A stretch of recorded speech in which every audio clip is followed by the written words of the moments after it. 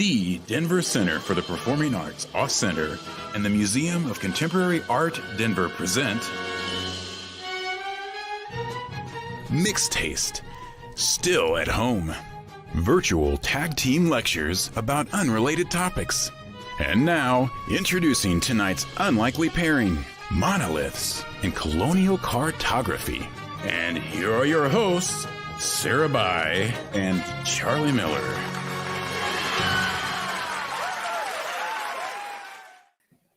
Hello, I'm Sarah Bai. I'm the Director of Programming at the Museum of Contemporary Art in Denver. And I'm Charlie Miller, Curator of Off-Center at the Denver Center for the Performing Arts. And welcome to Mixed Taste.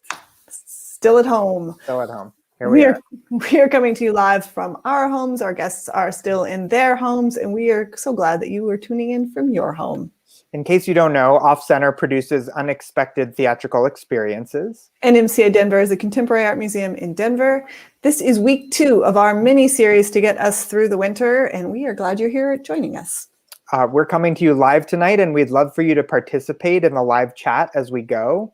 You can comment throughout, play a game, ask questions of the speakers, and even win a prize at the end of the show. But you need to log in or create a channel, as YouTube calls it, before you can comment. So click on the Say Something box at the bottom of your live chat area to get started. If you're watching this from a TV, commenting is complicated, so you're better off participating from a computer or a laptop or a tablet. So to get the conversation going, here's our question of the night. Some of you already mentioned where you're watching from, but since we're talking about cartography, our question is, where do you wish you were watching from tonight? So type your comment in the box and we'll take a look and see what you have to say. Sarah, where do you wish you were watching from? I mean, I wish I was watching from a tropical beach somewhere. I mean, almost anywhere, really. It's snowing here tonight. Yes, just started coming down, I think. Yeah. What about you, Charlie? Where do you wish you were watching from? I would definitely take a beach. I have some family in Sydney, Australia, and there's some lovely beaches there, and they don't have COVID restrictions there because they've handled it well. So I'd like to be on Bondi Beach right now. Yeah, because then you could actually be talking to people too. And yeah. Here, Susan says, wait, did it come up? It didn't come up. We've got Cancun, New Zealand, Djibouti. Yeah, but we've also got some others that are not so tropical, like Antarctica or Copenhagen. Santa Fe here, missing the high desert. Yeah, that's pretty nice. That's pretty nice. So that's how the chat works. And we hope you'll keep commenting as we go tonight. Mixed Taste, for those who don't know, is a mashup series where we bring together 2 experts who each present on different topics. And then we have a live question and answer session on both topics. At the same time. The rules are super simple. The first speaker speaks for 20 minutes, and then the second speaker presents on a completely unrelated topic for 20 minutes. During the first part of the program, no connections are allowed between the topics, but during the Q&A, anything can happen. Between the talks tonight, we're going to play a quick game, and at the end of the evening, a Denver poet will perform an original poem inspired by what we all learned tonight. Our topics for this evening are monoliths and colonial cartography. So I'm pleased to introduce our first speaker who will be presenting tonight on monoliths. Miranda Lash is the Ellen Bruss Senior Curator right here at the Museum of Contemporary Art in Denver. Prior to this, she was the Curator of Contemporary Art at the Speed Art Museum, where she installed the museum's first galleries exclusively dedicated to contemporary art. And before that, she was the founding curator of modern and contemporary art at the New Orleans Museum of Art. Miranda has been a Clark Fellow at the Clark Art Institute, a consultant for Creative Capital, and a panelist for the National Endowment of the Arts. So please welcome Miranda Lash.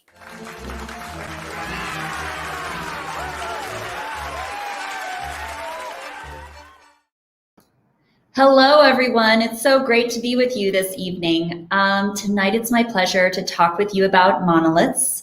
I thought it would be a fun topic to delve into because we can not only discuss contemporary art, but also really big cosmic questions like, what do we worship? How do we do it? And how do we reconcile with forces greater than ourselves? So the inspiration for this talk came from something that happened right smack in the middle of our COVID experience.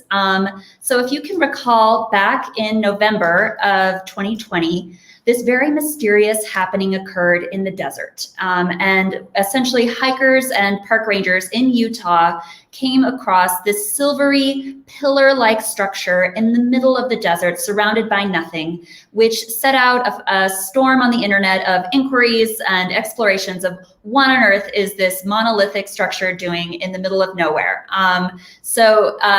Fascinatingly, in the midst of contemporary art theories, there were also theories that it was dropped by aliens. It set off this whole wave of speculation. And just to recap for you, I'm showing you, of course, Space Odyssey references to show that people were, had aliens on the brain when they saw this. But just to recap the discussion of it, the conversation quickly turned to, is this a contemporary work of art? And is it an artwork by John McCracken? So the reason for this comparison is that it really resembles artworks out there in the world by the artist John McCracken. And here you're seeing Fair from 2011, created as it appears in David Zwerner Gallery. This highly polished, highly beautiful, reflective surface certainly felt in line with the minimalist impulse of that artist. But, and it set off these whole waves of questions as far as knowing that John McCracken was interested in aliens and had whispered to his son while looking out into the midnight sky that he'd liked for artworks to be left to just be discovered later in undisclosed locations. It prompted the question to ask, is this an artwork that we didn't know about? Is this something John McCracken could have done? His friend Ed Richet said no. His gallerist David Zwerner said yes. There was a swirl of conjectures surrounding this artist who unapologetically was friends with Leonard Nimoy and hoped that his sculptures would in fact someday be discovered by aliens. Well, as it turned out, just 10 days after this monolithic structure was erected, we found out it was made of plywood. The quality of construction it was impossible that it could have been a John McCracken, so we X'd that off the list. We actually don't know to this day who made that crazy sculpture in the desert.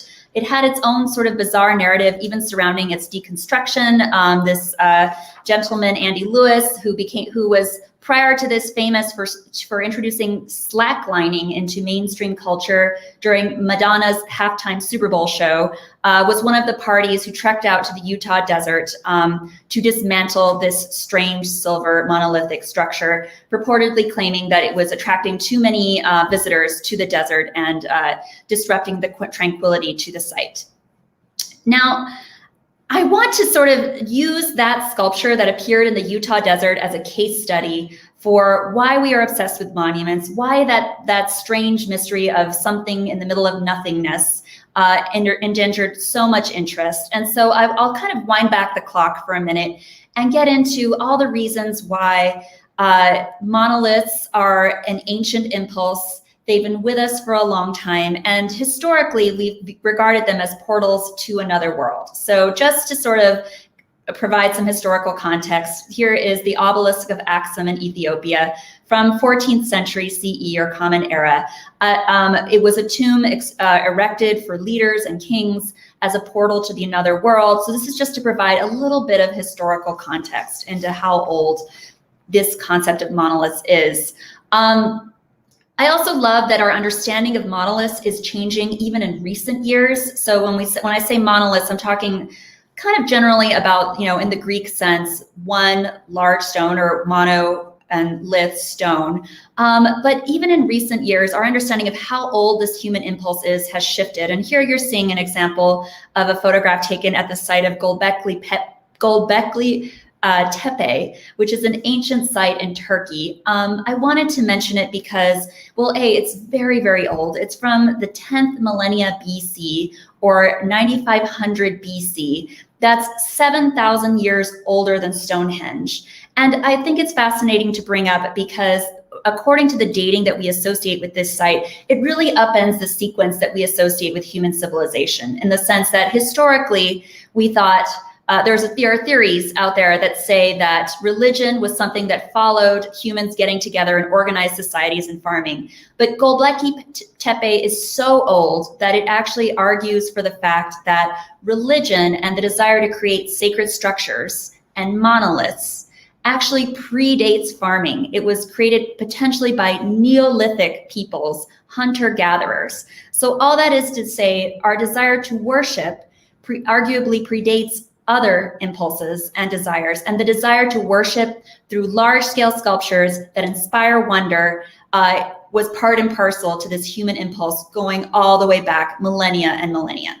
So with that deep context, I hope that's in some way helps me and you understand why did that strange sculpture in the desert inspire all kinds of copycats all over the world. I mean, you could on the one hand attribute it to the boredom and claustrophobia of COVID, but I find it fascinating that, you know, from places ranging from Pittsburgh, which you see on the left, to Warsaw, Poland, which you see on the right, there were these copycat sort of silver obelisks, you know, being erected sort of in homage to these strange objects in the desert.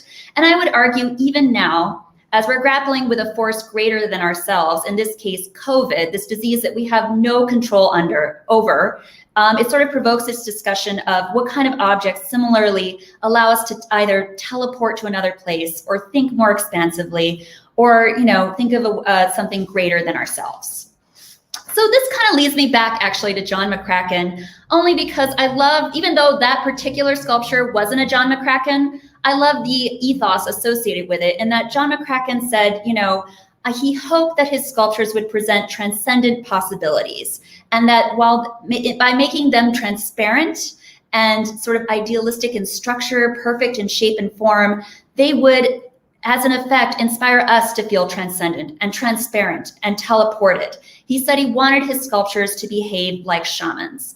And from there, I'll sort of explain that this connects to a much larger impulse from the artists of John McCracken's, I think there we go.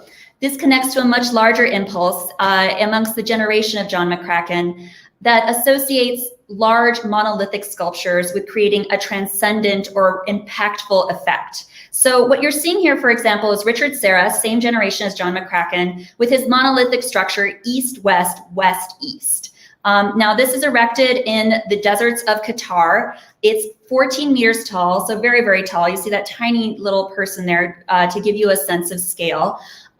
People who have seen it say it's amazing. It's 4 pillars of this scale in the middle of the desert. It makes you highly sensitive to your place, to your smallness as a human, to the wonder of the landscape surrounding them. Now, the only problem, so to speak, with these types of structures, which are associated very heavily with male artists of the 1970s, is that they sort of emblematize a certain kind of approach to land art and to sculptures.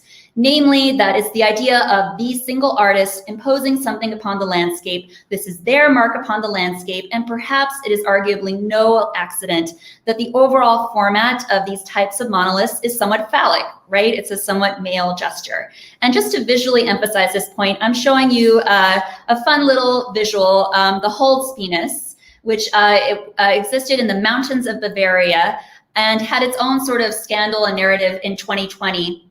Where strangely and fascinatingly, right around the time and actually within days of the disappearance of the John McCracken sculpture in the desert, the Holz penis disappeared and created an uproar in the German media. Someone took it down, or you can make all kinds of fun jokes about the disappearance of this particular erection.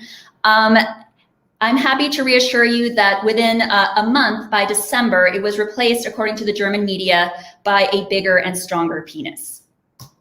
Now, here is a view of Richard Serra's east-west, west-east, as it appeared in the Qatar desert. And as I mentioned, I think its strength is making you feel aware of the landscape, again, of something bigger and grander than yourself. It responds to the site, but one of the critiques that have been raised about artworks like these is that although they are site-specific, they are silent, so to speak, on the meaning of the site, of the history of the site. And Hal Foster perhaps put it best in the sense that this particular piece is silent about the socioeconomic, political and economic structures surrounding the world of the art world of Qatar. What does it mean that one of the wealthiest art patrons in the world is erecting this in the middle of the desert in this oil-rich place?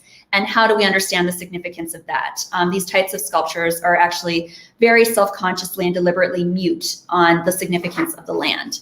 But it's worth acknowledging that these types of edifices, even though their legacy goes back to the 1970s, we're actually on the precipice of seeing several new types of sculptures like these be born in the near future. So for example, I'm showing you here Michael Heiser's artwork, The City, which was begun in 1972, but is not yet open to the public. It will hopefully be open to the public in the coming years. This is a structure that is so large. It is actually about 1.25 miles long and 1/4 mile wide, so truly monumental in structure. It was inspired by Michael Heiser visiting the Mayan pyramids and around Chichen Itza and wanting to do something as an individual that would evoke the structures of all civilizations past. So quote, he said, "I'm interested in making a work of art that will represent all civilizations to this point." So in other words, what began perhaps as, in the case of Göbekli Tepe as sort of the structure associated with an entire people or religion or civilization, this is now an individualistic structure. And I think the aspirations of this type of scale are reflected in the quote by Michael Heiser. As long as you're going to make a sculpture, why not make one that competes with the 747, the Empire State Building, or the Golden Gate Bridge? So again, I would argue have this somewhat phallic impulse associated with the creation of these types of sculptures.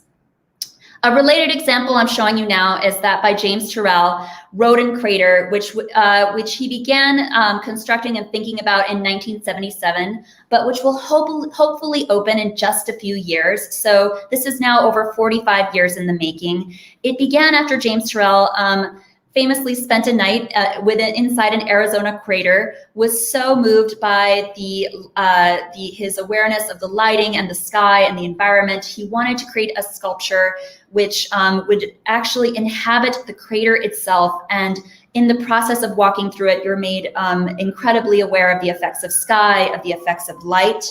It is like The City by Michael Heiser, truly monumental in scale. So far, they've moved over 1.3 million cubic yards of earth to shape the crater bowl. One of the tunnels is 854 feet long.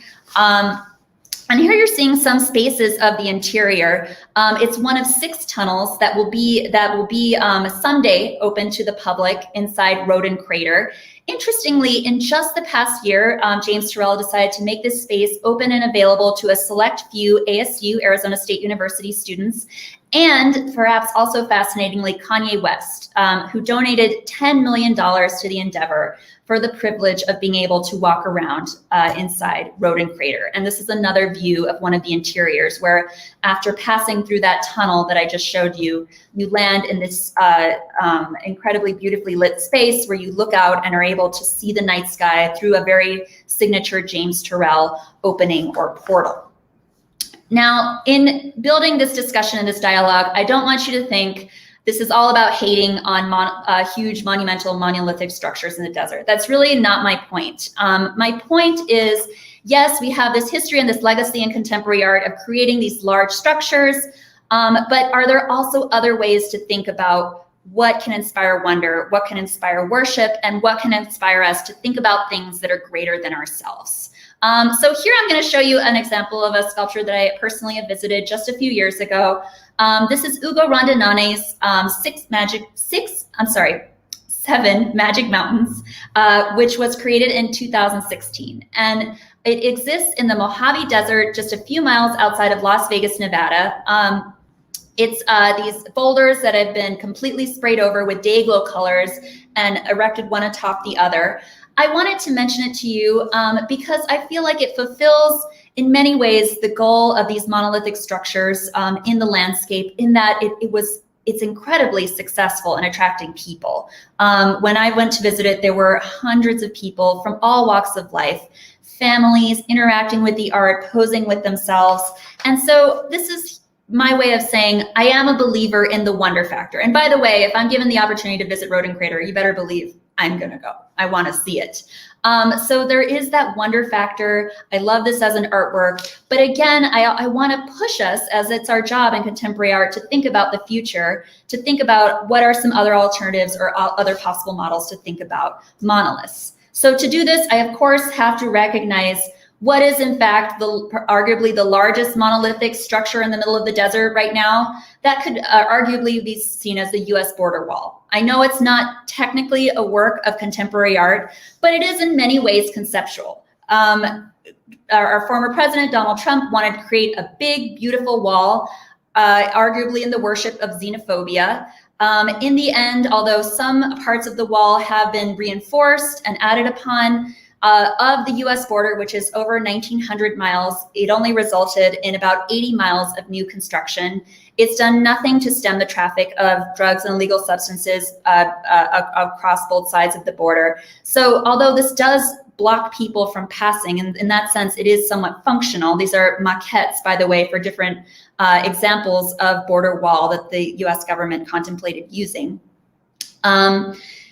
In many ways, it was much more about the symbolic gesture than anything actually physical that the wall accomplished. So I mentioned the US border wall as a way of bringing up this next artwork that I'm going to talk about. So this is Post-Commodities Through the Repellent Fence, which was created in 2015. And I feel like this is an example of how artists are sort of pushing the dialogue along and pushing it further by, yes, interacting with the landscape, yes, inspiring wonder, yes, inspiring you to think about larger forces, but doing it in a way that is temporal, that actually forces us to question the meaning and significance of our structures and edifices and man-made borders. So for Through the Repellent Fence, it consists of 28 huge inflatable spheres, as you see here, extending 2 miles across the landscape. 1 mile extends into the US territory, 1 mile extends into the territory of Mexico. So in other words, its shape and form as an artwork sort of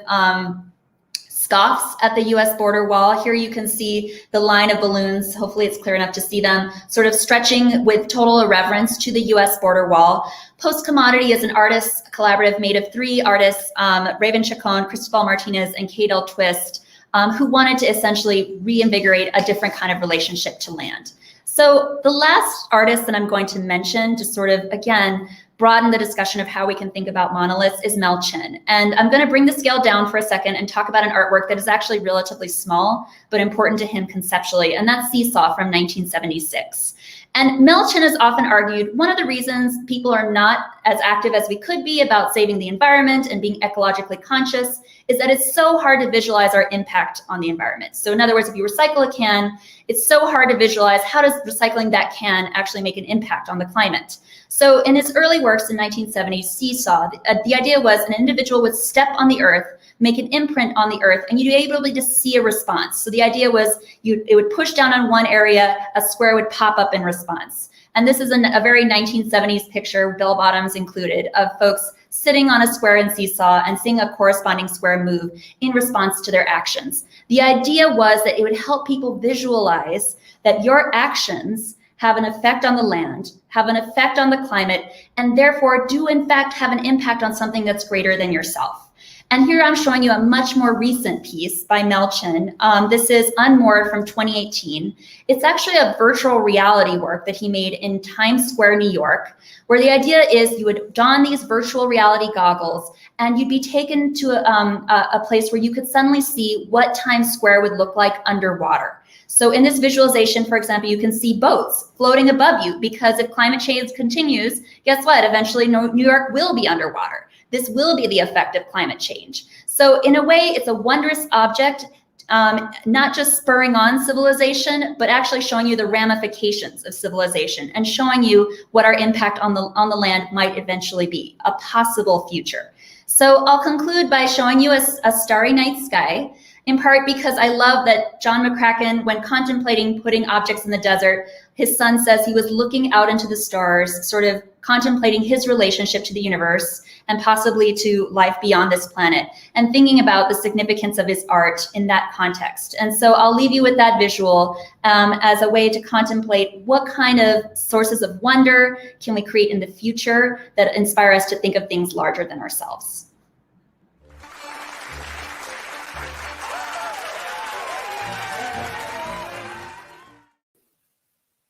That was great. Thinking of things larger than ourselves, like Kanye West and his ego. Yes, thank you, Miranda. And now we're going to play a little game. It's intermission time, folks.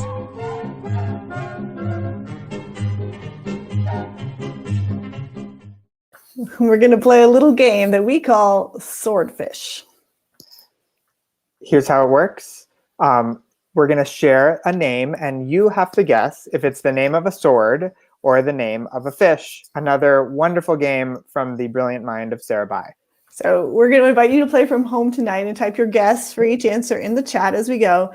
And we're really excited to welcome tonight's poet, Brenton Weyi, to join us as well. Please welcome Brenton. Hi, Brenton. Hey, Charlie. Hey, Sarah. How's it going? All right, let's begin. Charlie's going to bring up the first slide, and you have to guess whether this is the name of a sword or the name of a fish. Are you ready? So let's do it. Okay, this one might be a trick, or it might not. Clown knife. The clown knife.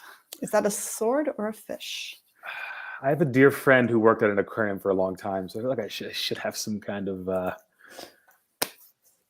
knowledge around here. I'm gonna say that the clown knife is let's see what the people say. Yep, all the people say it's a fish. I agree. I think it's a fish. And you are correct. The clown knife fish is a popular aquarium fish, and it's also an invasive species in Florida. Wow. Ready for the next? I don't think we might have gotten a couple people in the audience. All right, here's our next sword or fish. The hanger. Is this a sword or is this a fish? Sword or a fish? Let's see if the people have any guesses. Hanger fish, hanger sword. I mean, they both sound good. I'm going to guess it's a blade. I'm going to guess it's the blade. See what the audience says. Oh, we're getting some swords. Getting some sword. And that would be correct. A hanger is a sword that was popular with pirates, in fact. Oh, yeah. Oh, that's the name, the sword. Classic pirate sword. Look at that. Yeah. Brenton, you're 2 for 2. All right, let's see if we can keep it up. go 3 for 3. All right, we've got a spatha. Is this a sword or is this a fish? The spatha fish, the spatha sword. Sounds like a sword they would use in Sparta. That's what it sounds like to me.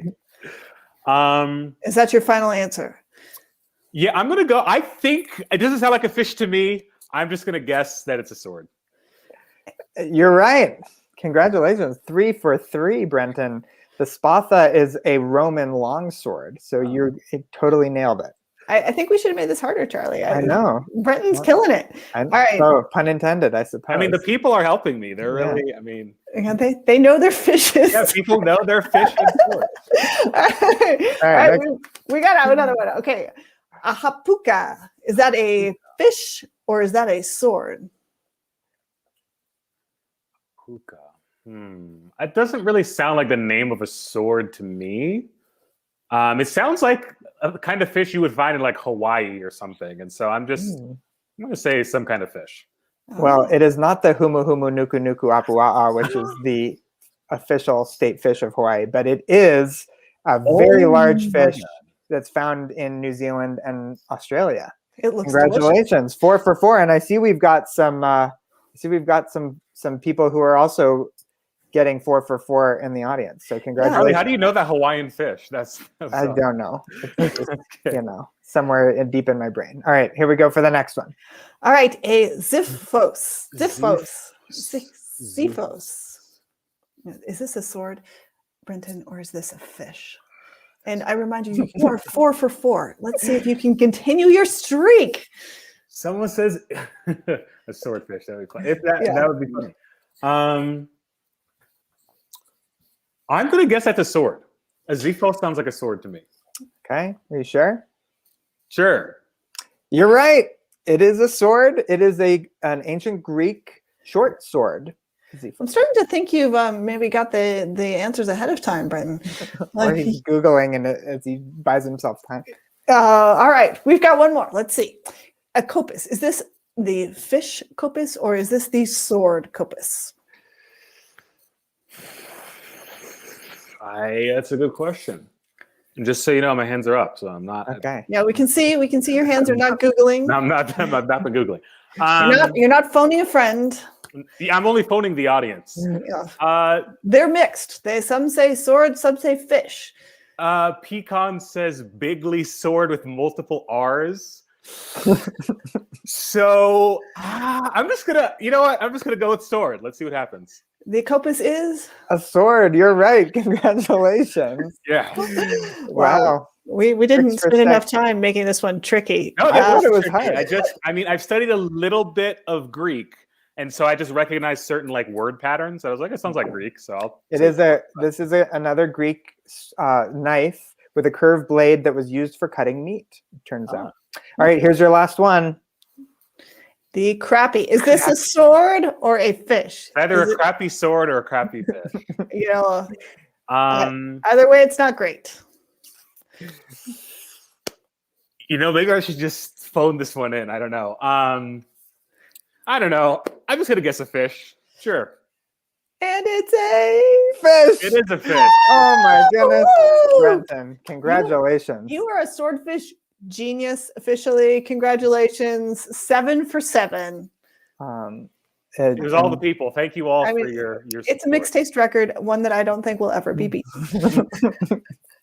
So now, Brenton, you need to go get ready for your poem. We're looking forward to seeing you after the next talk. And now, on with the show. And now I'd like to introduce our next guest, who will be teaching us about colonial cartography. Apoorva Tadepalli is a researcher, editor, and freelance writer from Bombay, focused primarily on the intersection of literature, culture, and cities. She is currently in Goa, India, where it is 8 o'clock in the morning. And while she's not our first international mixed taste speaker, she is the first person ever to give a mixed taste lecture simultaneously from the other side of the world. Please welcome Apoorva Tadepalli.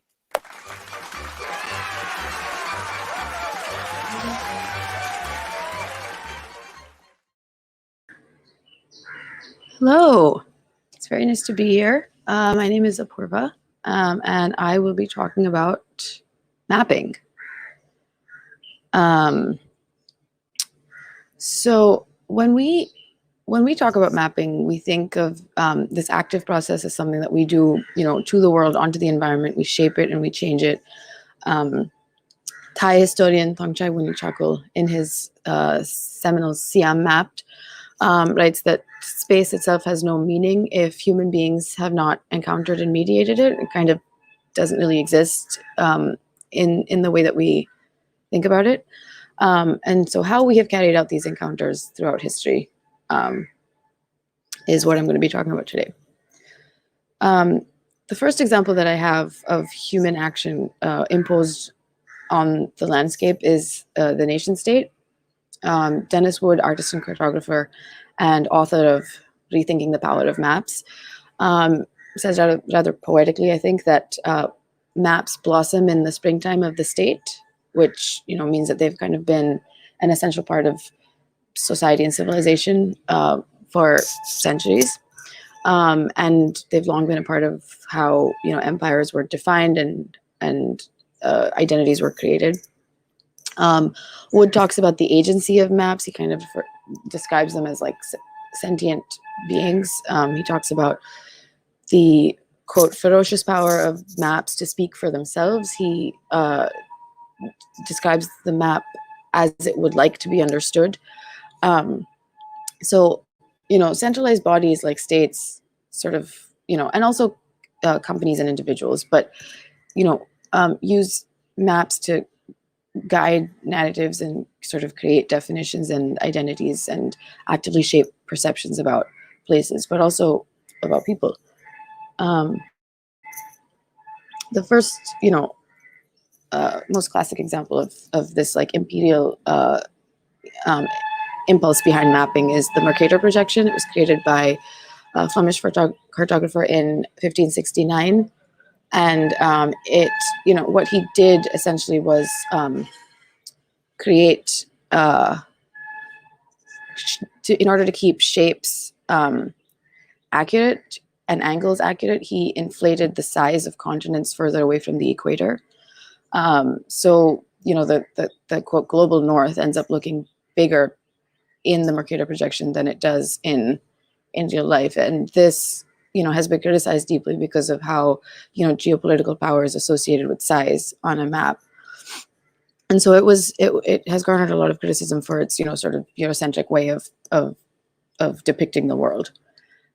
In response to the Mercator projection has more recently emerged the Gall-Peters projection, which sort of tries to rectify some of this sort of thinking. And this is not, a stretched map. This is a projection that kind of tries to keep relative sizes accurate at the expense of distorting shape. And it's just kind of an attempt to move the frame of reference away from the global north, I guess. But this, relative sizing in terms of this Eurocentrism of relative sizing sort of can be seen all the way back to the first map of the world, which is Anaximander's world map. It was drawn around the 6th century BC in ancient Greece, and it places Europe at the top and center because that was sort of the frame of reference for trade. So this is kind of, Europe has kind of been at the center of the world in maps sort of since the beginning of mapping. The Mappa Mundi, which is a general, medieval European world map. There are various iterations of this. It's shaped like a hill with Jerusalem at the top, and it's kind of the whole world of the map is like oriented towards Jerusalem with Christ at the top. And in some versions of the map, as you go further down the hill, the populations, are like actively drawn as like less civilized looking. So in this way, as Dennis Wood points out, property maps, quote, nail us to the territory. They sort of define the territory as well as the people represented in it. The definition of a map as just a representative of the Earth's surface is, it kind of naturalizes the map. It uses this objective language to portray like the map as just depicting an objective picture of the world rather than making an argument about it. And it also naturalizes this bird's eye view of like looking at a place, with removal from the Earth's surface. Benedict Anderson in Imagined Communities defines the map as one of 3 essential nation building artifacts, the other 2 being the census and the museum. Maps sort of have, historically legitimized transfer of property, have allowed for claim of ownership over territories, and have even changed history. Thangchai Winichakul writes about these historical maps in Siam that the Royal Thai Survey Department created under the Ministry of Defense, and they depict the the geobody, which is this like centralized nation, as thousands of years older than the concept even was in that region. And so, with the rise of these historical maps, it was accompanied by the disappearance of traditional boundary markers, which you see here. Traditional boundary markers kind of are seen at eye level, and they just represent sort of looser, more decentralized like population collections. But with the rise of the geobody, these boundary markers slowly started to disappear, and the vocabulary words for these looser population centers also disappeared and were slowly replaced by the word for country. So in this way, maps do a lot of work in creating these centralized regions, constructs, and sort of arbitrary nation states and identities. And another example of this is the ongoing dispute over the India-China border. There's a region in the northeast of India that shows up on the Indian map as the state of Arunachal Pradesh, and on the China map as of last year, I think, as southern Tibet. And according to Reuters last year, this red line below was the claim, was the line that China drew as the India-China border, and the actual line of control is somewhat above that, which and you know, in this way, nation states are kind of able to draw lines almost arbitrarily and act, and in the way that they do this, they act on the land, but they also act on the people living there and on the populations, and kind of give them these manufactured identities. So mapping as a colonial institution is, one attempt to conjure a sense of collective identity, but maps, I think, as advertisements and the way they're used by capital is another version of this project. Capitalism kind of, under capitalism, we're kind of simultaneously consumers, residents, individuals, citizens. And so there's a very similar language given to state and corporate agendas. So in the same way that maps create both places and citizens simultaneously as used by nation states, I think maps, when used in advertisements, simultaneously create both places and consumers. This map is a map that accompanied an advertisement sent by J. Cook and Company, which was selling bonds for the Northern Pacific Railroad in the 1870s. The map features these thick lines that run from Minneapolis to Seattle and Portland, and it describes these bonds, which it's trying to sell, as, quote, safe, profitable, permanent. And the literature, doesn't really mention the state of construction of these railroads, which didn't exist yet, but the map kind of makes it look so real, and kind of gives such legitimacy to this idea. And the company eventually went bankrupt, and the speculation was instrumental in the panic of 1873. This next map is a map of Midtown Manhattan, and it's actually an advertisement for the Herald Square Hotel in Midtown. The text calls it an aerial view of New York City, showing how easily the weary traveler may reach the Herald Square Hotel, whereupon he will find the rest, comfort, and hospitality to which he is entitled. So first, the use of this aerial view, I think, is really important, because it is Midtown. It's got the new Empire State Building and Chrysler buildings, which look very impressive. It kind of in the back, like at the end, shows like the curvature of the earth, and you can't really read it from here, but on the line of the curvature of the earth, you see like Westchester County and the Hudson River Highlands, which kind of make it look as though New York City is like the whole world, and at the end of the earth is like upstate New York. And also the text itself about how the traveler is entitled to rest and hospitality kind of also creates this personality for people in New York. So they all provide picture of New York City and the people here. And like with the previous advertisement, I think the use of a map kind of makes the city, or this, what it's representing, seem sort of mathematical and objective, and therefore makes what the advertisement is selling sort of seem just like stating facts, rather than making an argument. And also, of course, this was I think in 1929, 1930. So it was also kind of building to this like formidable reputation of New York City during the Great Depression, when it really needed it. This last ad is an ad made by Death Valley Exploration in 1929. It was a highly speculative company selling shares in gold mined in Death Valley, California.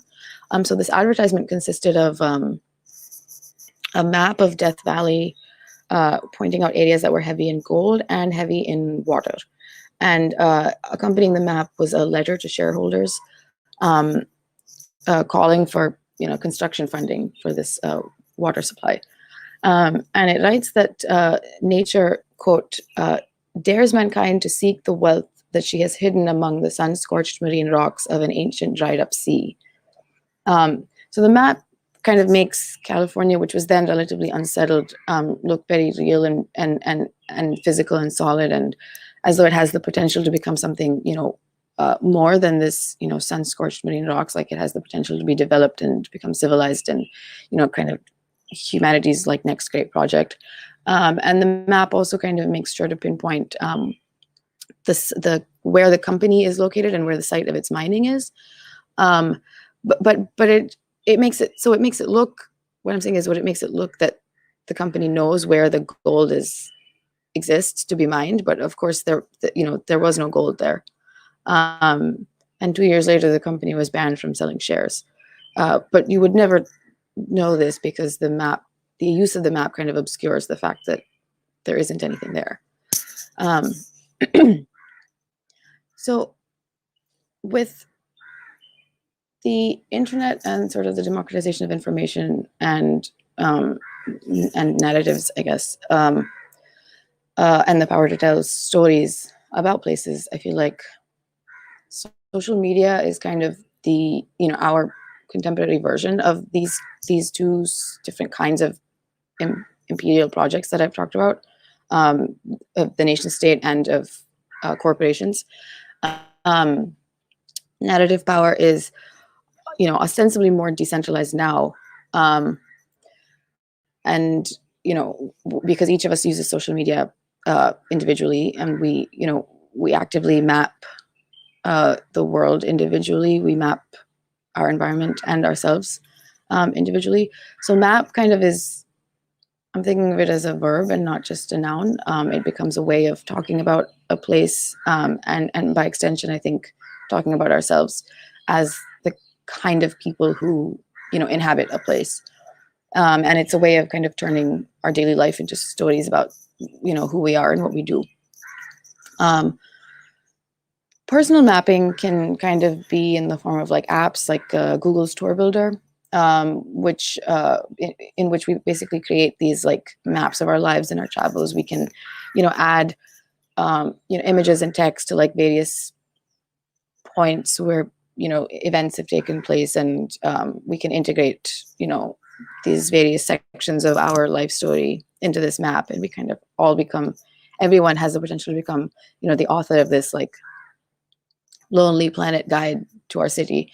And on a smaller scale, Strava, which is what you see here, is another mapping app. It allows us to track and map our, daily life, to create these like walks, which are, basically interactive stories. So we can, each walk can be given a name and a place on our personalized account. And in this way, like, people, map, they perform the act of mapping. And in doing so, they create a particular kind of narrative about both the place that they're mapping and themselves as people who are in this place. These are a series of ads from Street Easy, which is just one of several companies in New York City, which has used the subway as a, to run ads about essentially being New Yorkers. The ads are full of these like witty inside jokes about the experience of living in New York City. And, though the product that they're selling is basically a real estate hunting app, you're reading about this while on the subway, which is this quintessentially New York experience. So, the product kind of is also just the city of New York, and also us as New Yorkers and the identities that we are supposed to be, validating and legitimizing, and like verifying. Yeah, see, like this is only a joke that would really make sense in New York. One very important way that we map the world around us, I think, is through geotags on Instagram and Twitter and Facebook. The geotag feature that we use on Instagram kind of allows us to not just tell people where we are, but also contribute to this like collective narrative about the place. So when we look at photos that have been geotagged Bryant Park, sorry, this is a video, if you can play this.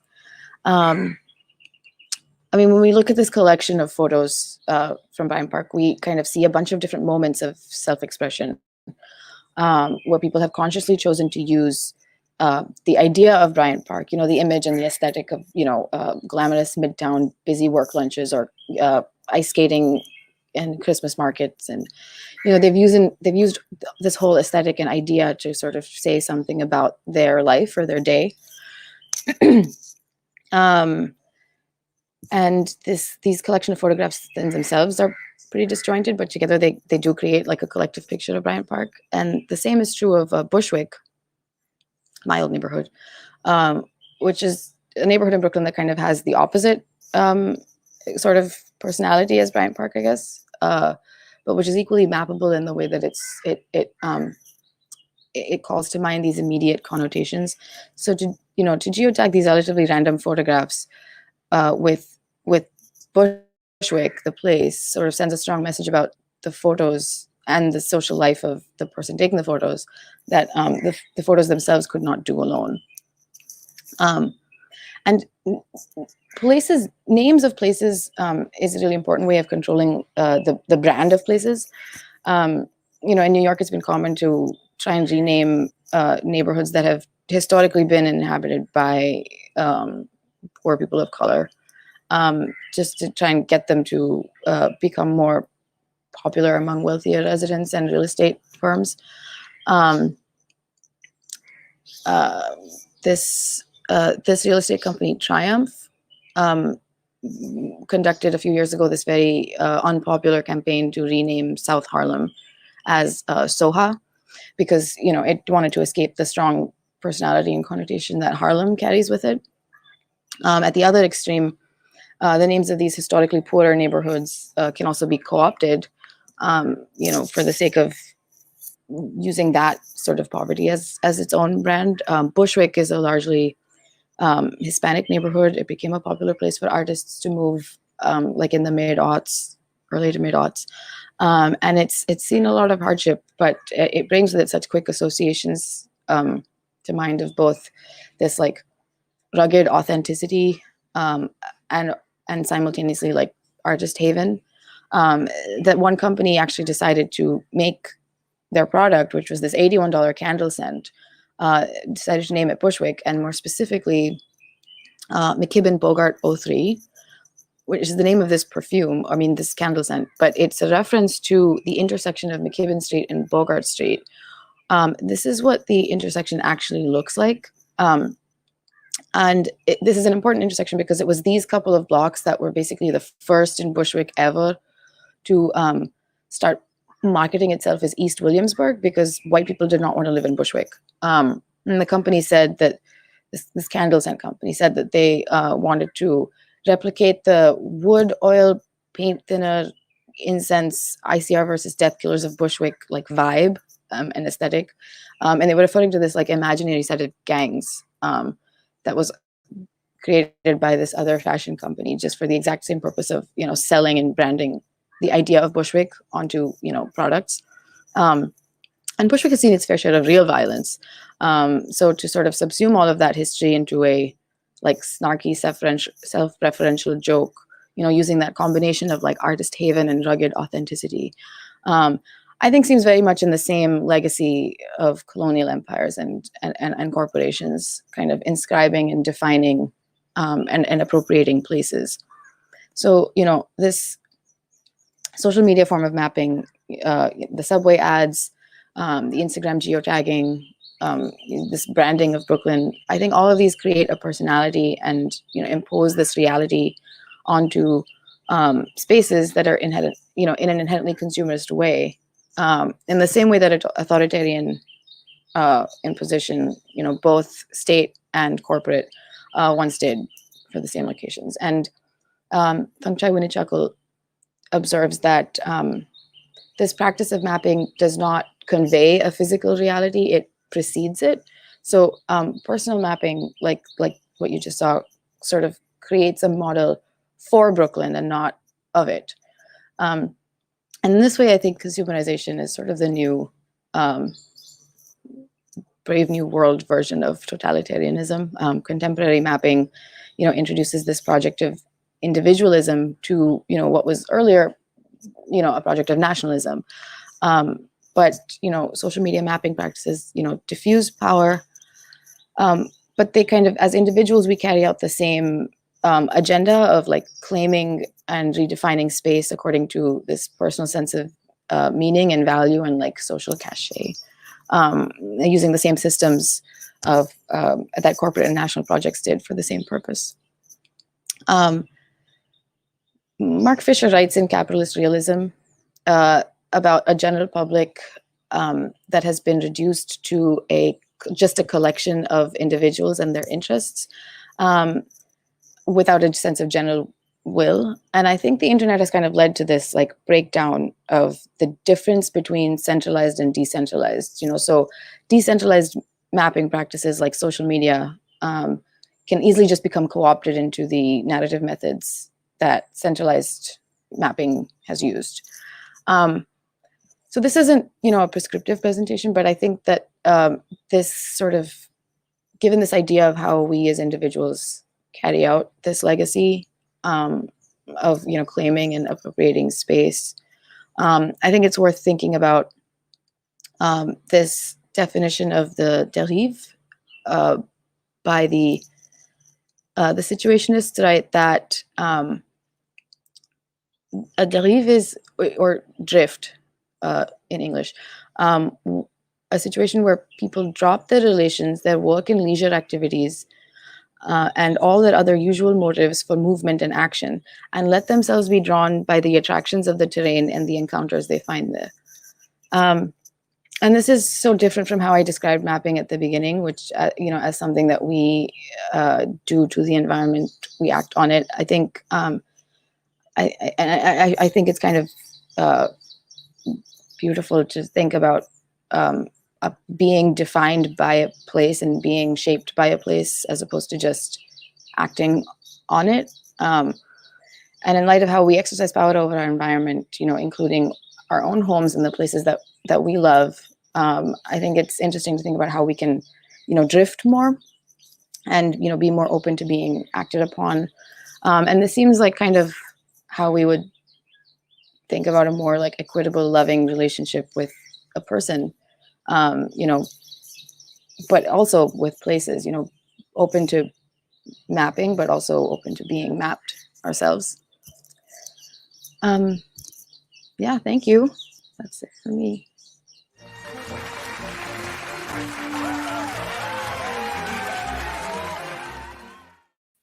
Thank you, Apoorva.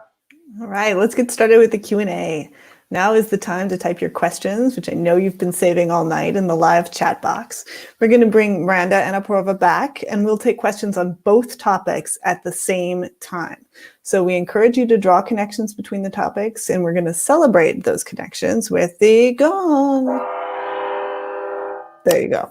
And we'll give a very special prize tonight to the person who asks the question that makes the best connection. So please submit your questions through the live chat now. Let's bring our speakers back and get started.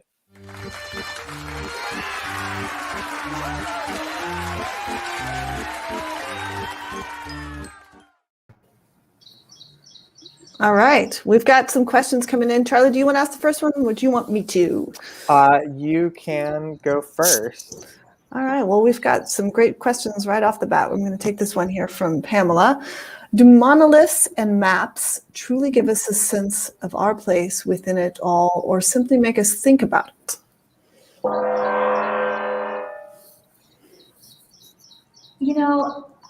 And please chime in, Apoorva. I always think of monoliths as actually making you feel less aware of where you are physically and more aware of possibility and where you might want to be. I think the idea of a monolith as this large, imposing, or wonder-inspiring thing is meant to transport you. So does it make you aware of sometimes that can make you more physically aware of your body, but it also kind of makes you more aware of like your existence on the planet, I would argue. Yeah, and I think maps and monoliths kind of have, share the quality of kind of being almost removing you from place just because they're so like you said, they're so communicative of ideas, and ideas are somewhat inherently antithetical to like physical sensation.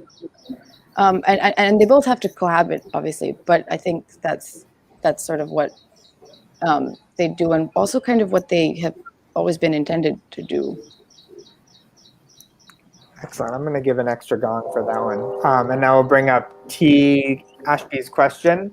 Monoliths and maps both give meaning to the landscape. Which do you think has the greater impact on the perception of a place?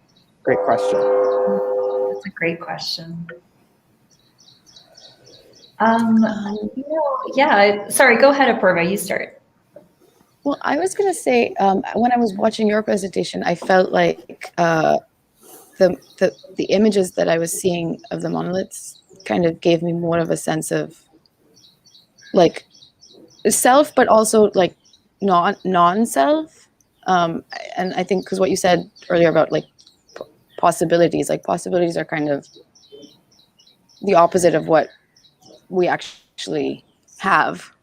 So I think maybe just because of the way they look, like a traditional map, at least, you know, claims to look like a place. Maybe that just kind of like requires less creativity when you're trying to imagine a place than a monolith does. I think I would, yeah. Yeah, I think it's both. And you did such a great job articulating how there's this sort of reflexive relationship between us and maps, where, you know, how we relate to the environment through the maps shape how we think about it.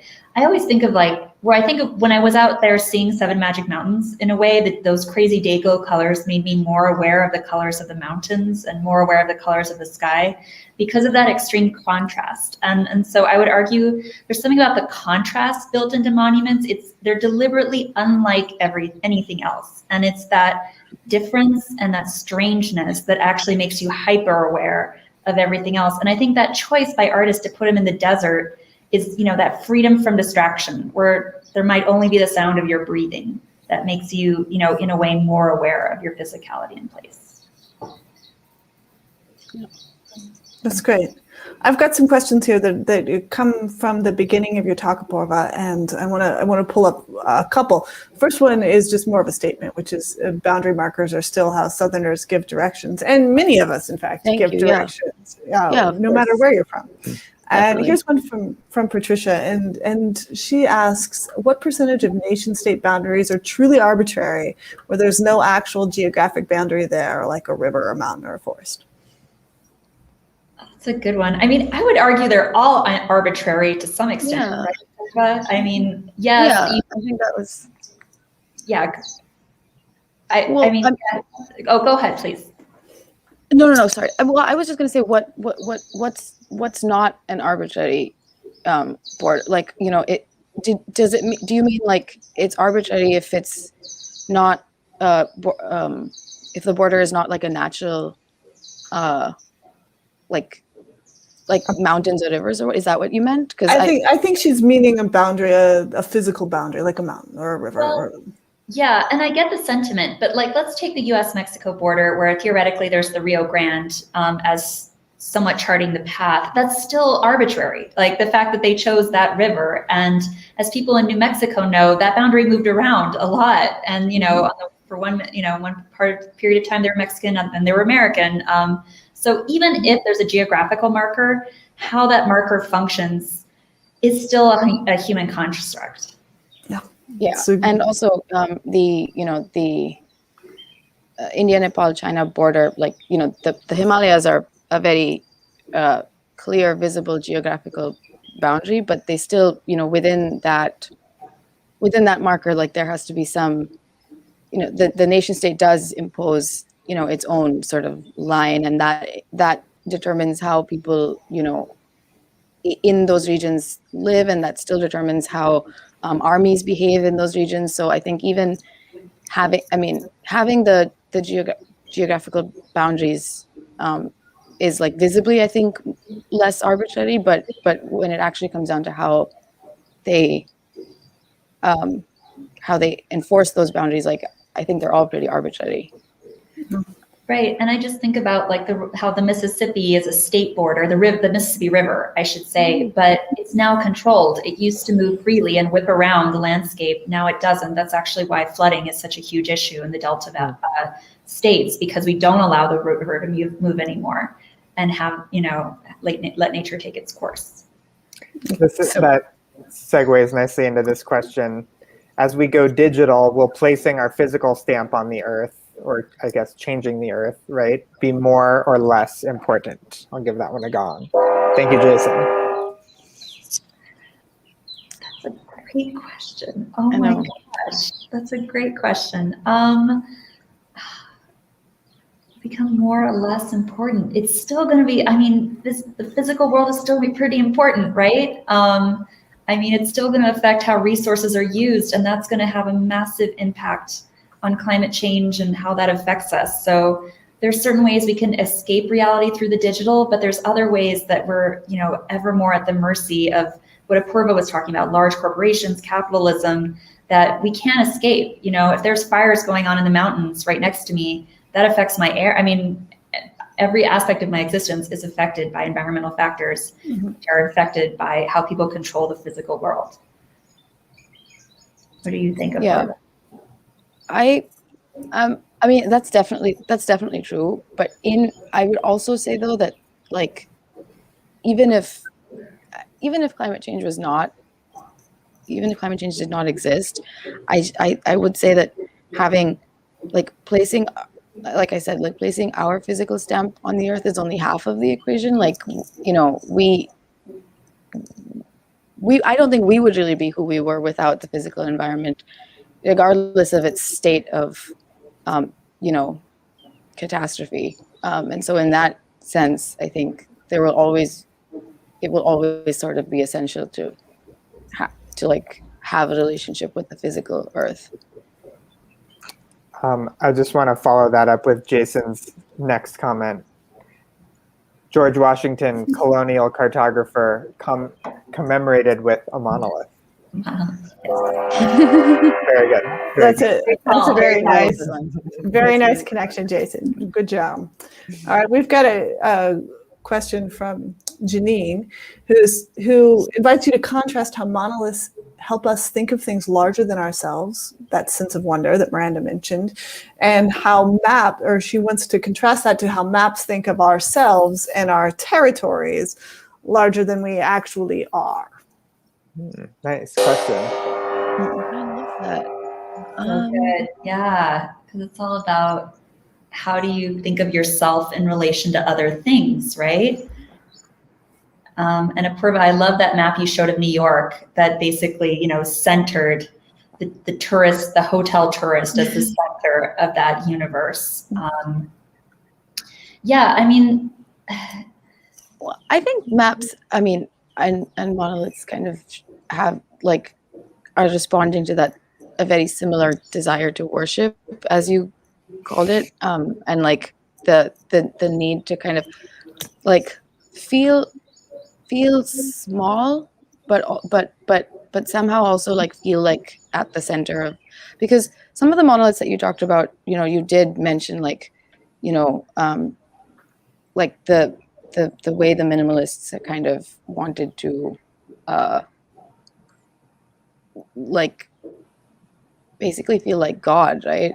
I was thinking when you were talking about Richard Serra and those obelisks, I was this is exactly how urban nerds talk about skyscrapers, as this phallic impulse to sort of build up and colonize the sky and stuff like that. Yeah, I think when I think about, so I like comparing the contemporary art strangely to that ancient site of I'm going to mispronounce it, I have fear, Göbekli Tepe. That ancient site in Turkey that is so old, millennia old, because even though it's about the spiritual, right, we're pretty sure it was a temple or some kind of spiritual site, it still speaks to things we as humans understand. So in other words, what's carved on the surface are animals, right? And the scale, the T shape, is still has a relationship to the human body. So I find it fascinating that even in our best efforts to transcend, we're still locked into comparisons that relate to our body, our physicality. Like we can't escape the sort of sphere of human relations, things we grasp, things are important to us. In the same sense that there's that the book God that was just published by I can't believe I'm but basically the argument was God in every culture is modeled after their understanding of humankind. Like it's always in humankind's image, no matter what culture you're looking at. Great. So here's a good question from Susan. Monolithic boundary markers move with the zeitgeist of the age. What will be the monolith that most identifies our time of now?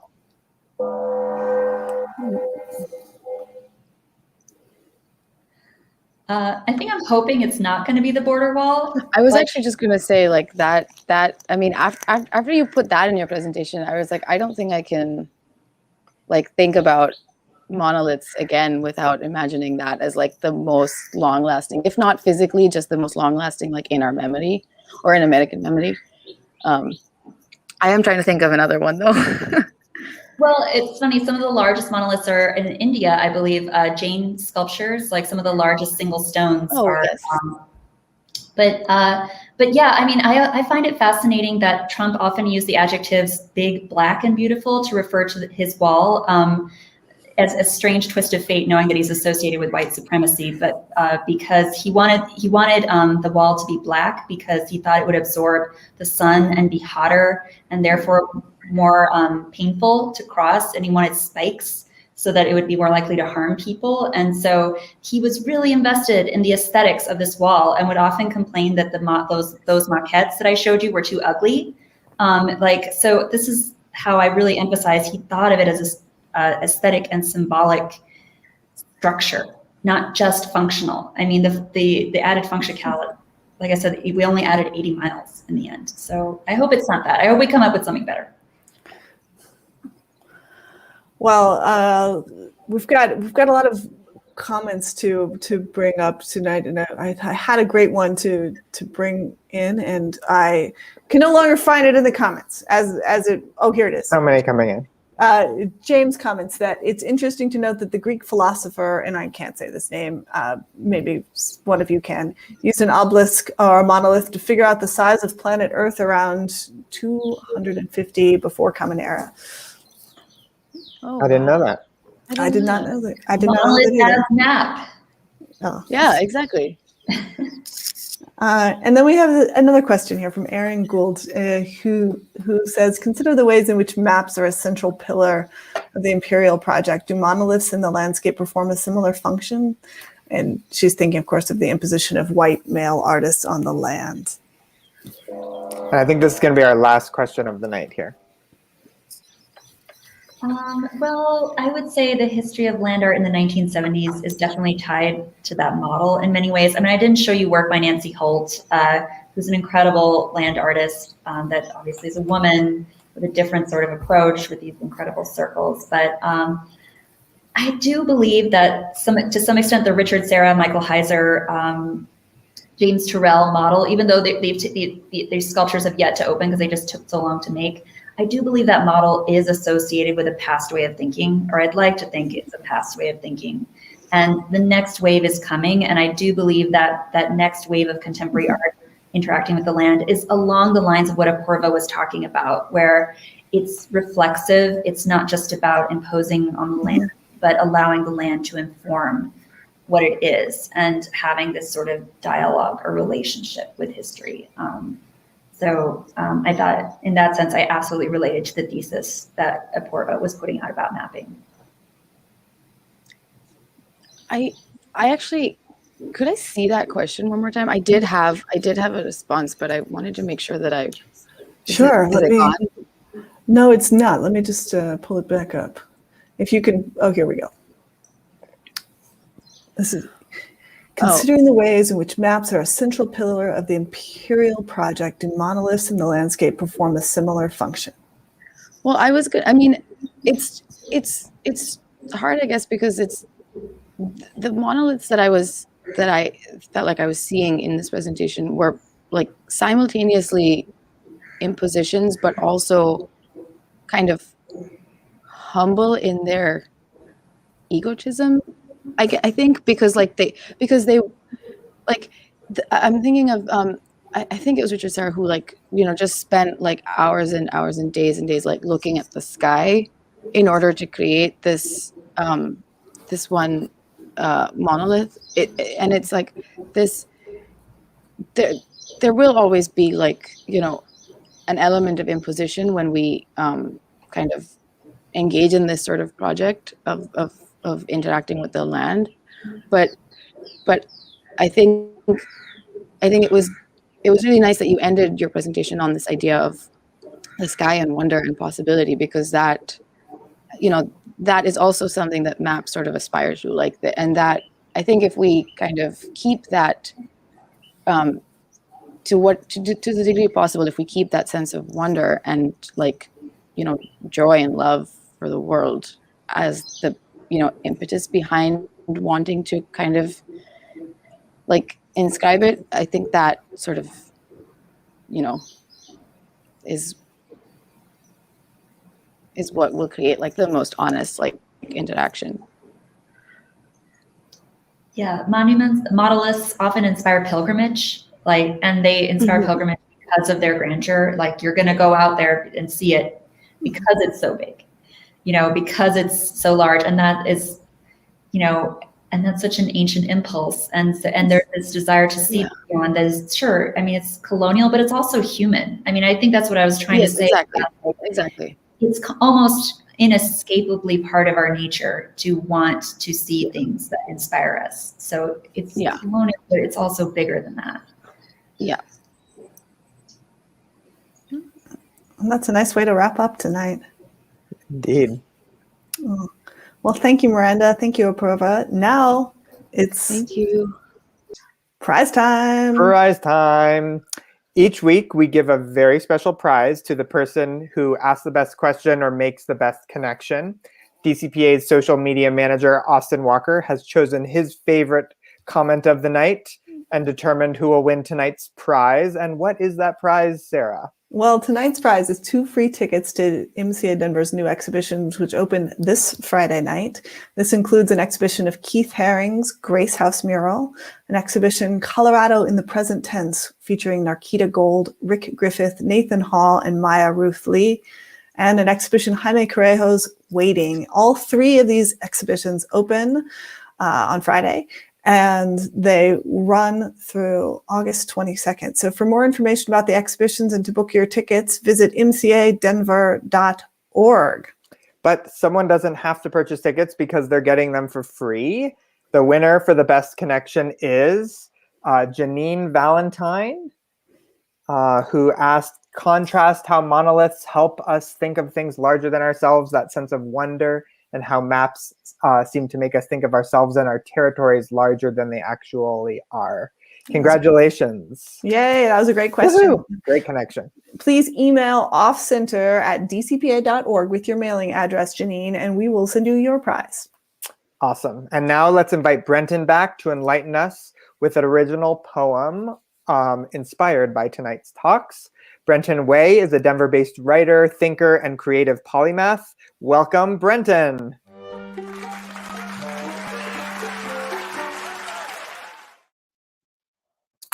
Thank you so much, Charlie, for having me. And wow, what lovely talks we had tonight. So I like to do something a little bit different with my endings. I'm gonna do something a little improvisational here, but in order to do that, I'm gonna need your help. So I would love for you to write in comments wherever you're tuning in from, just in 1 to 3 words, what are you taking away from tonight? Whether that's an idea, an emotion, a spark of inspiration, a connection between the 2 talks. If you could just write in the comments what you're taking away, that would be super lovely. That will give about maybe 15 seconds or so. And then I will do my thing. So let's see here. So once again, if you could just write in the comments, 1 to 3 words, what are you taking away from tonight? A connection, an idea, a piece of inspiration, and yeah, we'll go from there. Great. All right.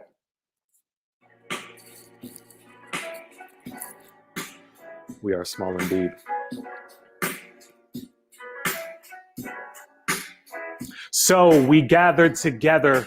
We said what we wrote. We looked at cartography. We talked about gathering boats in the Caribbean, maybe in Tulum. We watched We're Still at Home because that is our room. But we are gathered together. Let's look at the world, looking at monoliths. Sometimes the mysteries unfurled. So when we erect buildings like an obelisk, we look at the cartographers like the Washington monolith. It's swordfish because it's you and I where we switch. And I'm asking which direction we go. It's which, because sometimes we feel that we are adrift. It's derive, but we keep moving because we are swift, because right now we did it fast, just like a flash. It was Apoorva, and of course it was Miranda Lash. So we had a good time gathered together. When you were at home, yes, let's enjoy the weather, because right now I am feeling the sound. Cindy's in the comments saying that she's feeling profound, because I'm feeling right here like some grounding. Karen saying it's curiosity of surroundings. I'm feeling nice and I'm feeling so good. Size does matter, and Pogo says in the neighborhood. So we got power, yes, at the top of the tower, because right now we're going to go and we're going to bloom like a flower. So it's monolithic, yes, rockstone lithic, because right now we are feeling terrific. So can we go and explore the ancient worlds? Can we find where the mysteries are unfurled? Can we forge together just like a foundry? Kay Kennedy says it's arbitrary boundaries. It is our nation. It is a sensation. Patty says it's a little bit of gentrification. So it's all good. We did it for free because we talk philosophy like Eratosthenes. So yes, we are gathered like a good time. I'm feeling good and I'm feeling sublime. So let's all leave together in unity. Apoorva told us about some imagined communities. So right now, yes, feeling sublime. Mixed taste, everyone. We'll see you next time.